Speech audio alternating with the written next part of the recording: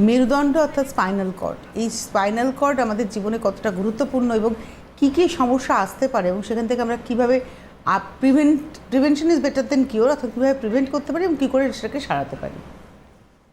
প্রথমত বলবো যে দেখুন, আমার প্রত্যেকটা ক্লিনিকে কম বেশি বা প্রত্যেকটা ক্লিনিকে এমন বেশ কিছু পেশেন্ট আসেন যাদের স্পাইন রিলেটেড সমস্যা।